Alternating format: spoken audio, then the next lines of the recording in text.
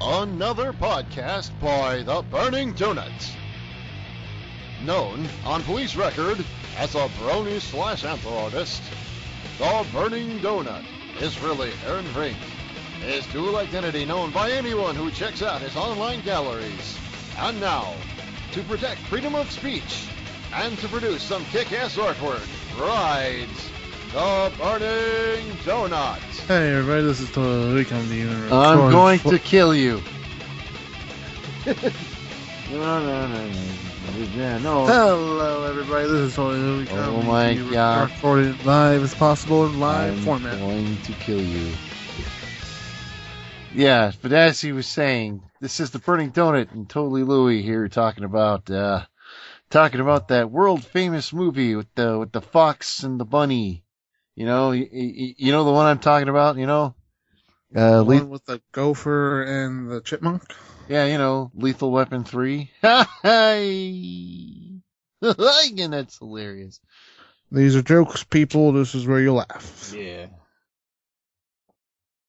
Oh, geez, don't everybody laugh at once. All right, anyway. Holy crap. All right, so first we're going to talk about the fucking movie. What did you think of the movie? I thought it was shit. Oh, well. Lol, JK Internet. I don't want you to kill me. No, I thought it was actually pretty good, actually. That's totally Louie at hotmail.com if you want. Oh, you motherfucker. No, the fucking movie was pretty good. I mean, let's see here. As for animated movies goes, I think this is one of the most mature. Mature? As in, like, its message of racism and shit. That is one thing I was actually thinking of bringing up, was its message of racism. But let's talk about well, first let's go. What are you, a fucking predator? I'll fucking kill you. Mate. I'll confirm Burning Donut is a predator. Well, my OC is a dog, so I guess.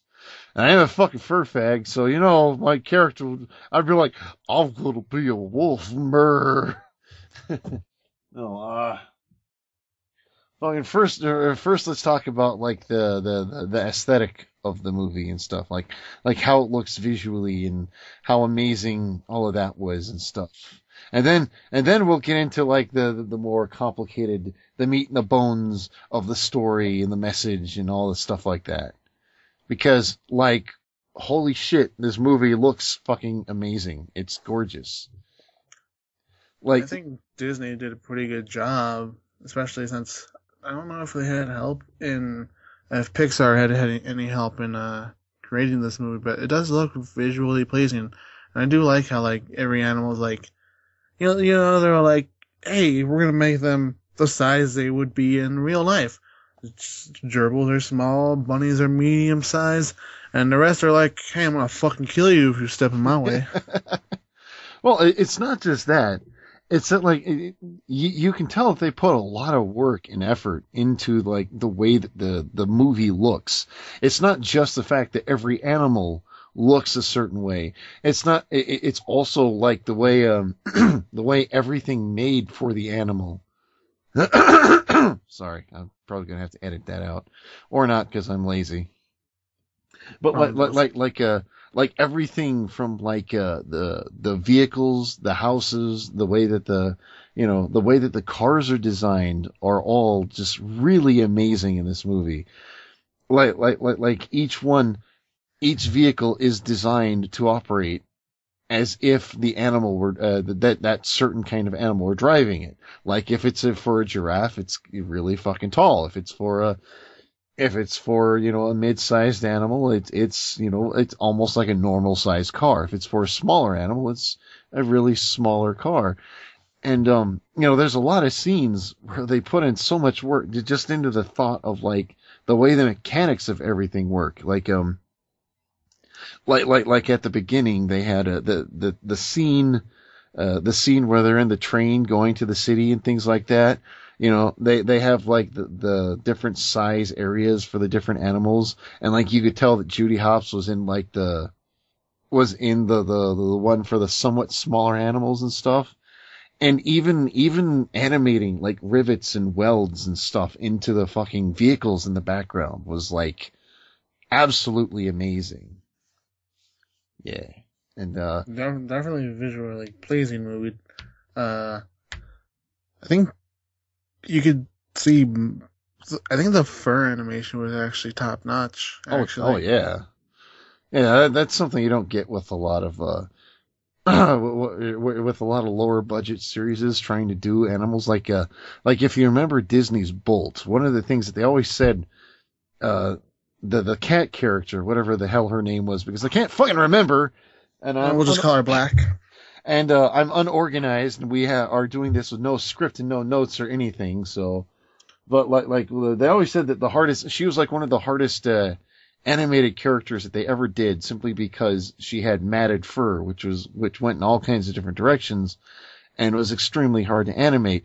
But in this series, in Zootopia, they did everything. It was amazing. I think my favorite part of anything about the animation is the background. How, like, each animal is, like, doing its own separate thing, especially how some animals, like... I think, I love how this movie kind of mimics our world. You know, some animals are just like, oh, I'm gonna be texting on my phone while walking. Because I'm a fucking retard. Well, no, I'm a hipster. That is one thing I noticed about this movie. There were a lot of cell phone jokes in there. But was no one ever carried a flashlight? They were using the light on their cell phone. You know, it was like, and there were like so many scenes where you just see a person like going through the pictures of their phone. They were. Did Judy Hopps was she listening to the music on an MP3 player or her phone? It was her phone. Ah, of course, because who the fuck carries MP3 players anymore? Me. Oh, well, it's because you're weird. Alright, so let's start talking about, like, you know, you got anything more to say about the visual aesthetic there? Visual aesthetics, I really like his mane. His mane. Well, okay then. Well, that's a good way to go into like talking about the characters and stuff. Like, did you have a favorite character or anything? Dude, my favorite character was Lionheart, dude. Fucking J.K. Simmons all the way. Dude sounded like fucking the guy from when he played Portal. Yeah. Dude, I fucking loved it. Every time he was on screen, I'm like, that sounds like fucking Cave Johnson, and I love it. Nice. Well, okay. There's one thing about the characters that I found a little, at least specifically about the character of Judy Hopps, is that if I were to try to pick an occupation that I would think would fit a bunny, the last occupation I would choose is police officer. What are you, a fucking racist? No, because it's like fucking. The reasoning is that like every time I see a character in a police uniform on a movie, my first thought goes into like scenes of like police brutality and fucking like kids getting their skateboards taken away and like car chases, and it's like not exactly cute. It's almost military in the way it's done, but it's just a quirk of mine. So it's like, you know, yeah. Oh, well, I guess you are racist then. Okay. Hear that, everybody? Donut's racist. I'm total racist. Haven't you heard the donut knows best meme that's going around? Donut knows. I will fucking kill you. Holy crap! I read something funny earlier about the character of Judy Hopps and her ears. Yeah. You know when she's like has headphones on, she actually like puts it in her ears, Yeah. and how in like some like low budget children cartoons they would kind of have the Like, if they have phones in that universe, their phones will be like on the side of the head, not next to their ear. Yeah. I found that hilarious because like the cat was like, well, "Fucking Disney finally gets it right." Well, that's probably why they were using earbuds instead of actual like over the ear earphones, because they were like someone. They were literally like, someone is going to see that and they're going to say no, that's not right. So they're just like, I'll just give her earbuds. A funnier joke would have been a longer phone. Jeez. and that is true. She always used like the speakerphone, didn't she? Yeah, I don't think we ever saw her like have the phone up to her ear or anything. No, actually, we didn't. Usually when she was talking on the phone, it was so when she was talking with her parents, it was on like a little FaceTime type app. Oh no, I think that was just supposed to be like a video call or some shit. Yeah, and I don't know. Did she ever use her phone any other time? I don't think so. No, because she didn't. Well, speaking of a rabbit's ears, there's one thing this movie does that kind of bugs me, but I understand why, because like literally every time people draw rabbits, they do this. I used to raise rabbits and I used to have a pet rabbit. Is that rabbit ears don't bend and flop around like that. It's extremely painful for rabbits when if you start bending their ears and stuff. Their ears are very rigid. And this movie didn't do that, but I guess you can't get everything 100% perfect. Donut knows best, everybody. I will fucking kill you. I will stab you in the face I'll stab you in the face with a soldering iron, you son of a bitch. Shut the fuck up, Christopher Walken. Alright, but no, Nick Wyld. I love Nick Wyld in this movie. As kind of the resident fur fag, I gotta say, he was pretty adorable. Oh my god. You son of a bitch. You know what? If I had to choose an actual favorite character, I would choose that fucking Chihuahua. Fucking representing, bro. Which one's the Chihuahua? In the beginning of the movie where fucking Nick Wyld is at that fucking elephant shop, and that wasn't a Chihuahua. That was a Fennec fox. Was it? Yeah. It looked like a Chihuahua. I would prefer it to be a Chihuahua. No, it's a Fennec fox. Fennec foxes are way cuter. You stupid. I mean, I think so. I suppose I could be wrong. I'm going to go with. Wouldn't it make more sense if it was a Chihuahua? No, it wouldn't make more sense at all. Because he's a fox. Holy crap! It looks like a fucking. Oh. No, it's a Fennec fox. Fine, whatever. I'm gonna believe that it's a Chihuahua because it's fucking Mexican and shit. Well, I think he was supposed to be black, but I could be totally fucking wrong. I don't know. I did love that. I loved that character though. The main reason is because he drove like an old. No car talk. Yes, car shit. talk. No, I'm sorry. When I saw that character get into the fucking van, I was like, yeah. It had like the artwork on the side and everything. I was like, that's badass. That's like a fucking Mexican car, man. Mexican van. Yeah. Right there. If you say so, but anyway. Well, who's the one that's a Mexican here? Not you. Well, who's the one who owns the van here? Not you. You look like you fucking stock kids for a living. For a living? What?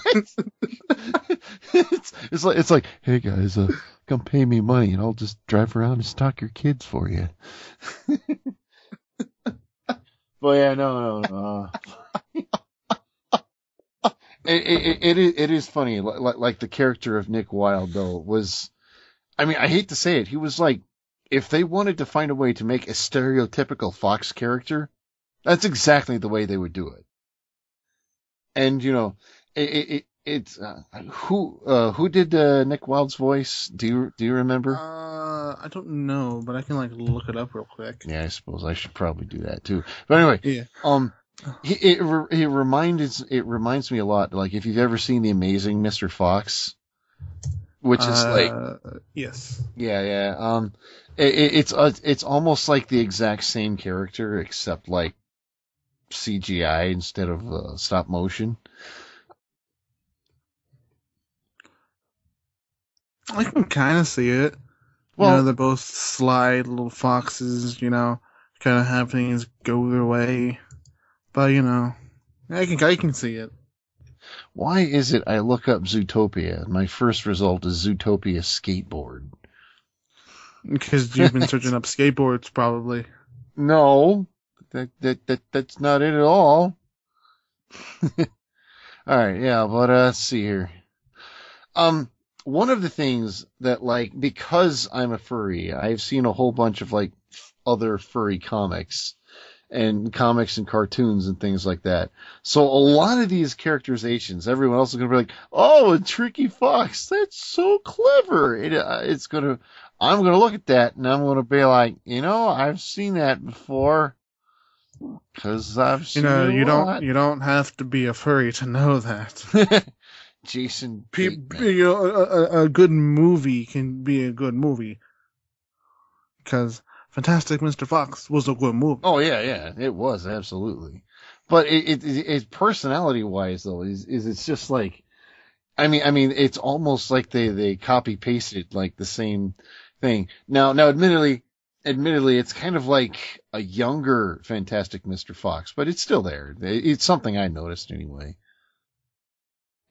And then the flashback scene, and this is where I'm going to sound like totally weird, like a total fucking weirdo. The flashback scene where with Nick Wyld trying to join the Scouts, I gotta say Nick was pretty adorable. You just want to be like, look at the little guy with the fluffy tail.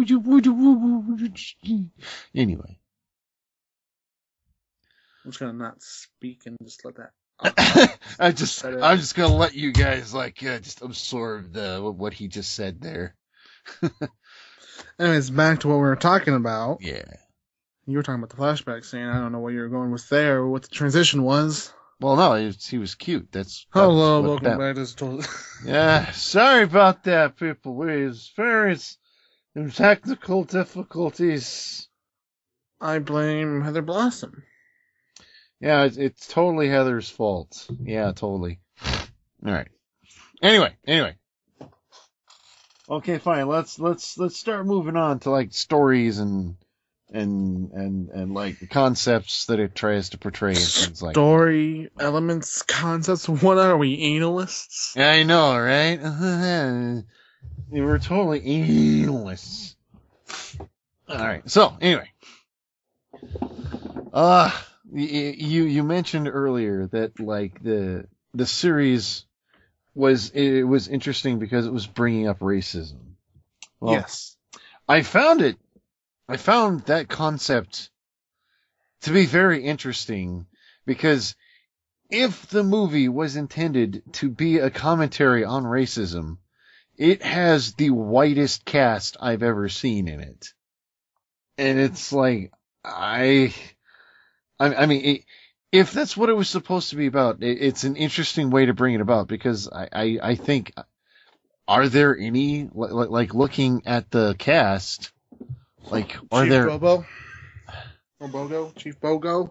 Mr. Bogo Chief? Let's see, who is he? Oh, yeah. Black guy. He's like the only black guy in the entire movie. Gazelle. Though. She's Oh, wait a minute. No, wait.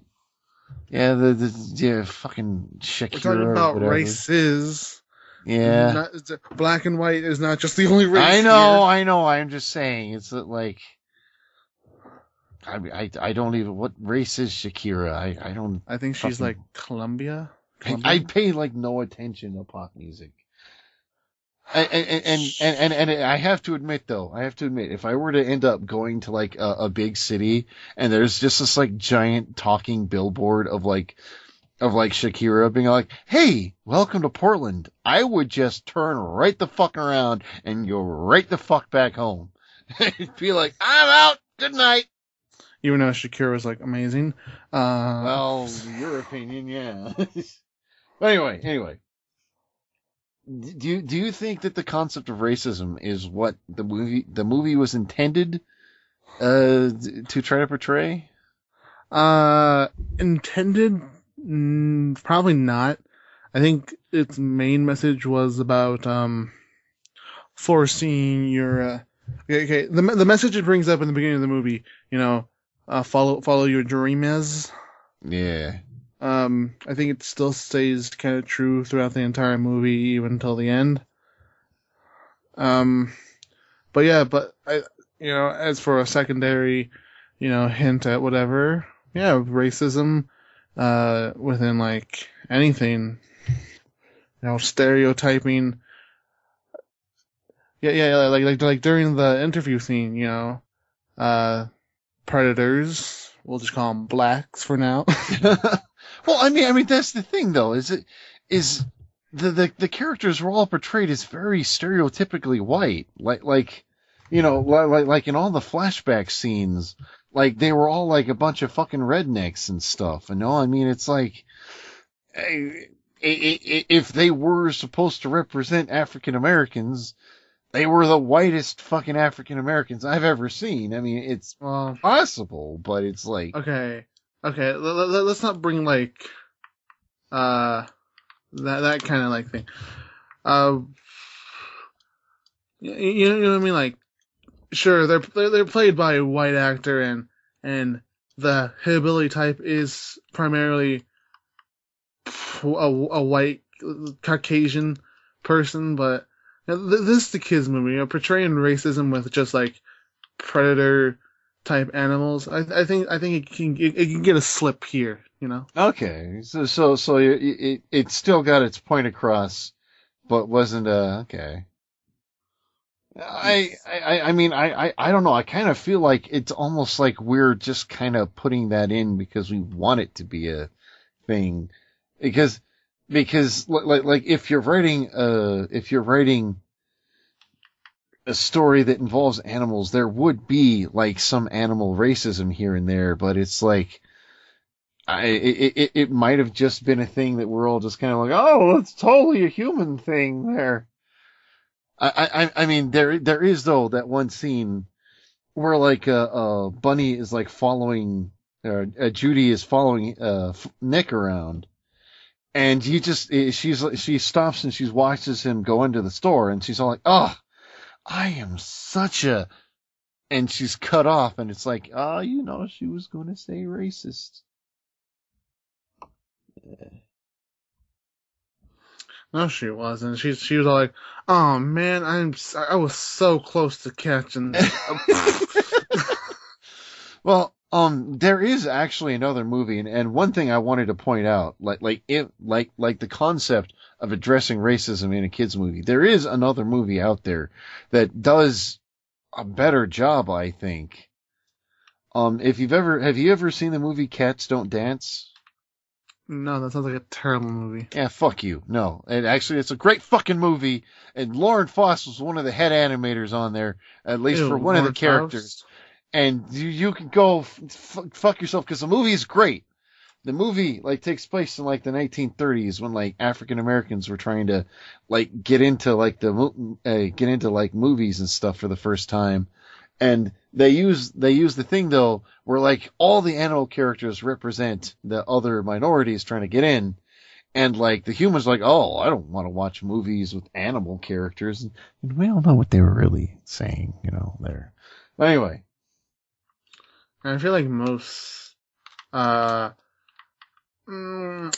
movie I believe that brings up the topic of racism. Ever heard of a nice indie film? It's not actually an indie film. Called Who Blamed Roger Rabbit?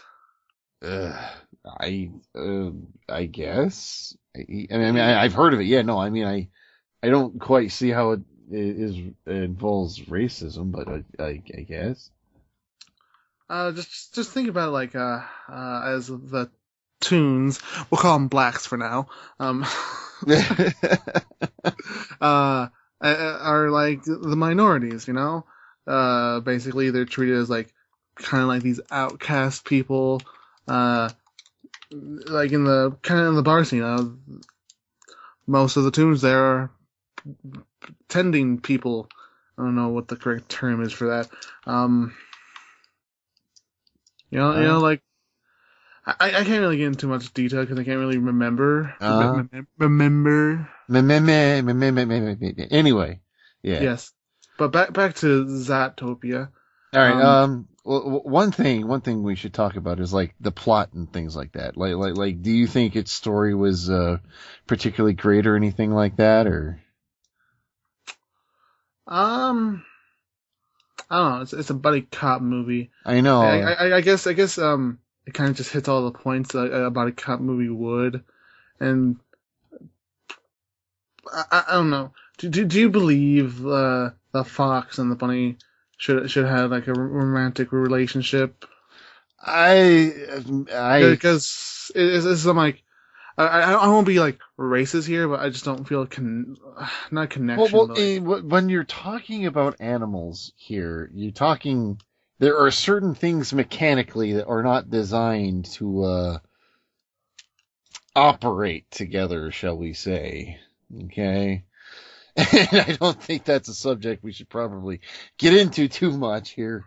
I mean, these aren't animals with like correct before they're anthropomorphized. They were, the bunnies and the lions and shit. Yeah.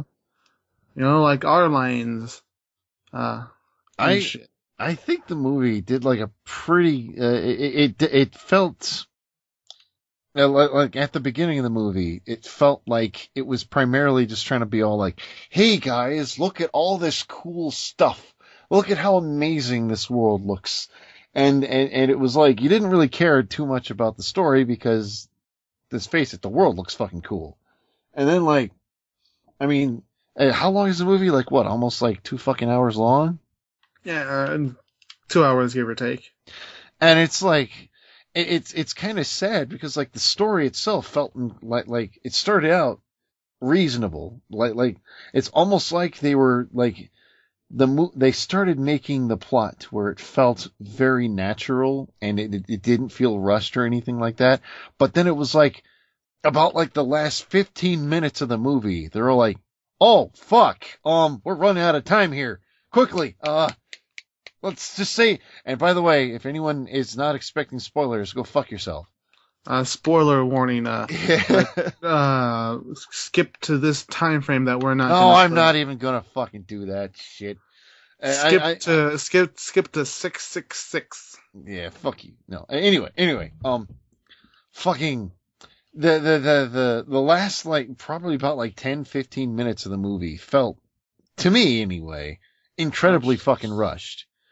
It was like, oh, by the way, we found the thing, and big explosion, everything's gone, and it's all like, oh, I guess now we know who the bad guy is. Okay, cool. And you're like, wait, what? You're literally, I was sitting there, and I'm like watching this happen, and I'm just like, wait, what? How, what? Huh?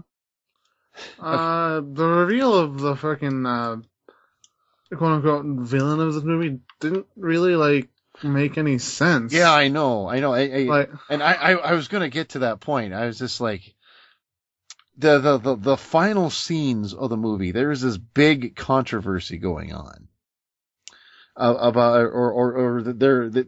this is where like the most arguments have been started. The final scenes in the movie, right at the end, and like I said, I'm assuming you've seen the movie if you're listening this far into it, because literally, if you haven't seen the movie, everything we're going to say from this point on will make no sense at all.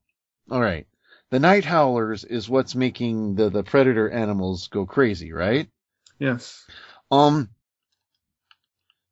Did you catch that they switched the blueberries with the ammo, with the ammo for the night howler gun?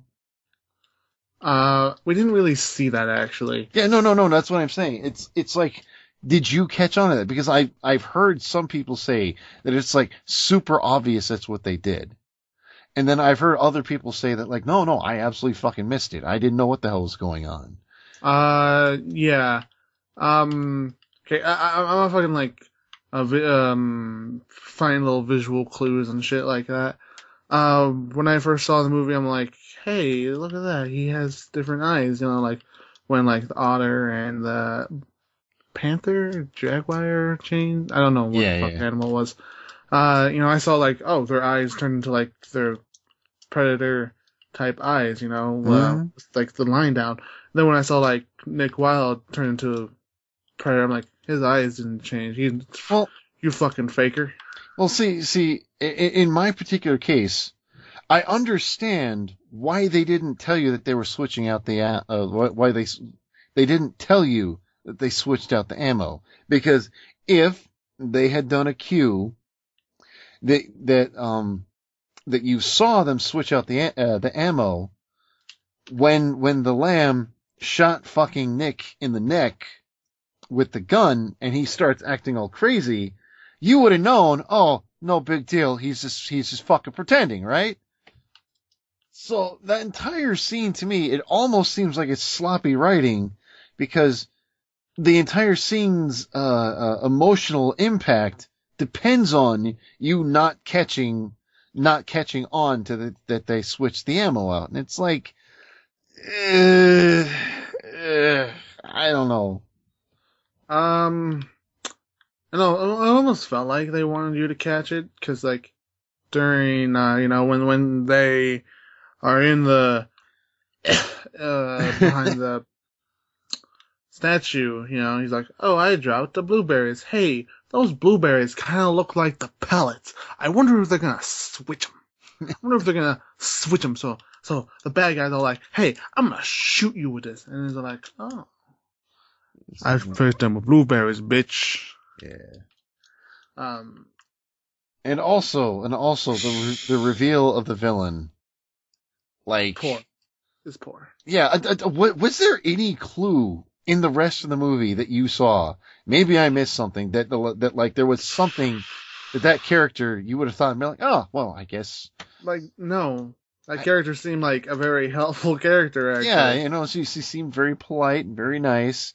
Now, like there was no clues whatsoever to assuming that she was the villain of the movie.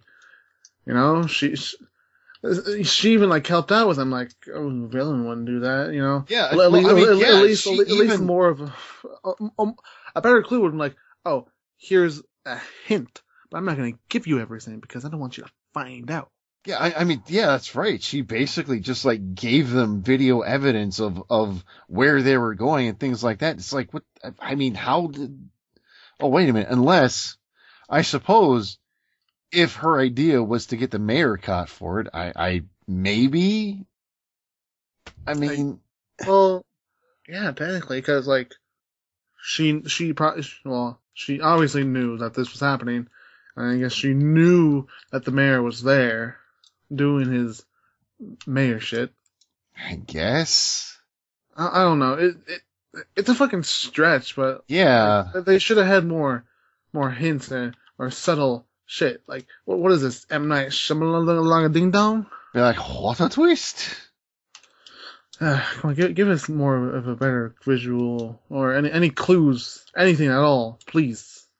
Yeah, I mean, that was the thing. Is it like she seemed very polite and nice, and like all the characters interacted with her, and she didn't really seem like a terribly intelligent character. Okay, I watched this movie twice, and even knowing that she is the villain, like she's like I knew, watching like, you know, the parts where she's in not being the villain, I'm like, yeah, she still seems like a kind character who wouldn't be the villain. Yeah, I know. It's I don't know. It just seemed like it's just kind of like it's like they went through the cast, found the character that was least likely to be the bad guy, and then fucking were like, well, they're the bad guy now. And you're like, you know what? I think I would have loved Lionheart to be the bad guy. Yeah, I mean, it would have made a bit of sense, I guess. It would make more sense, but I like him too much to be the bad guy, though. Yeah. So, what overall, like, what would you rate the movie? I mean, like, give it a score-ish or something. Give it something. I don't know. Would you recommend the movie? I don't fucking know. Okay, after all that shit we gave that movie, I do recommend that you go see this movie. For all its flaws, it's not flaws or successes definitely outweigh its failures because it's visually pleasing. The characters are great and memorable, every single one of them, to like Chief Bogo and like that fat fucking Panther cop. God. Oh my god, he was like he was another favorite of mine. I loved that guy.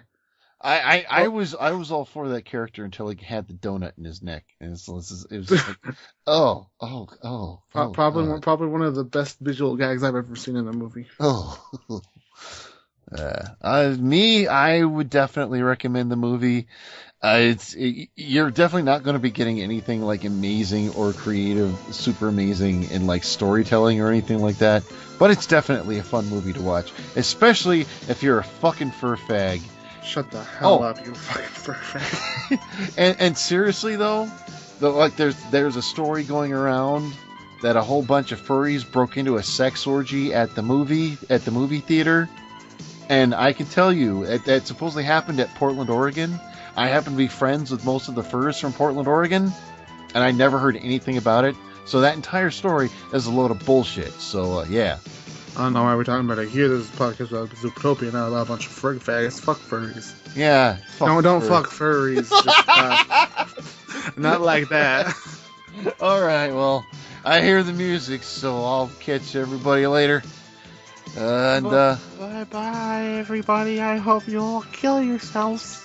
And donut out. Oh man, I hope one of them did that. Kill themselves. Fuck yourself.